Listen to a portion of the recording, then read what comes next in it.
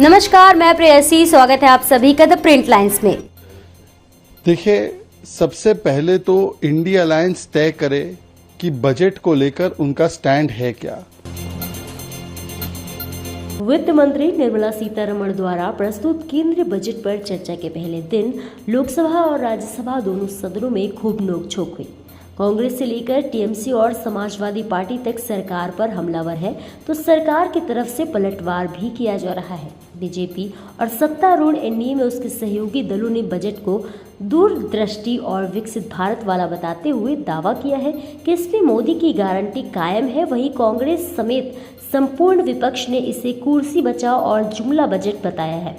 इस बीच बीजेपी नेता शहजाद पूनावाला ने विपक्ष को घेरते हुए कहा, सबसे पहले इंडी गठबंधन तय करे कि बजट को लेकर उनका स्टैंड क्या है।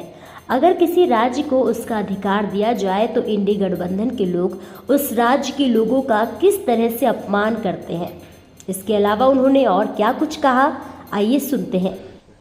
देखिए, सबसे पहले तो इंडिया अलायंस तय करे कि बजट को लेकर उनका स्टैंड है क्या। आरजेडी कहती है कि बिहार को झुंझुना मिला, खड़गे जी कहते हैं कि बिहार और आंध्रा को पकौड़ी और जलेबी मिली। मतलब कि किसी राज्य को उसका अधिकार दिया जाए तो इंडी अलायंस के लोग उस राज्य के लोगों का किस प्रकार से अपमान करते हैं।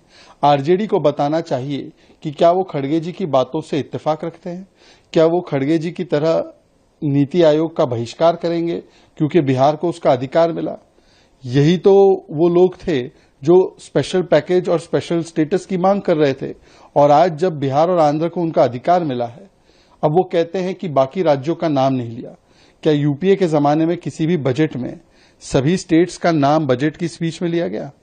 उल्टा, जब यूपीए की सरकार थी और 2012-13 में तमिलनाडु में एडीएमके की सरकार आई, तो जो तमिलनाडु का नाम 2006 से लेकर 11 तक हर बजट में लिया जाता था, उस तमिलनाडु का नाम लेना ही यूपीए सरकार ने बंद कर दिया बजट में। इसको कहते हैं अवसरवादिता। आज जो बजट में पैसा दिया गया है, 12,40,000 करोड़ जो राज्यों को आवंटित किए गए हैं, उसमें से सबसे ज्यादा पैसा 2,23,000 करोड़ उत्तर प्रदेश को मिला, लगभग 18%।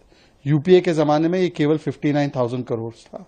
आज पश्चिम बंगाल को 93,000 करोड़ मिला। वहां पर ना कोई चुनाव है, ना वहां पर कोई सहयोगी दल है। उसके बाद महाराष्ट्र को 78,000 करोड़ मिला। इसके अलावा महाराष्ट्र को स्पेशल प्रोजेक्ट्स भी मिले हैं, महाराष्ट्र को वधावन पोर्ट भी मिला है।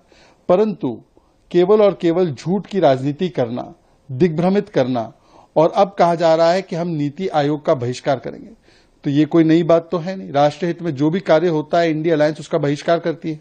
इंडिपेंडेंस डे के प्रोग्राम का बहिष्कार कांग्रेस ने किया। हमने देखा है कि किस प्रकार से संविधान दिवस का बहिष्कार विपक्षी दलों ने किया।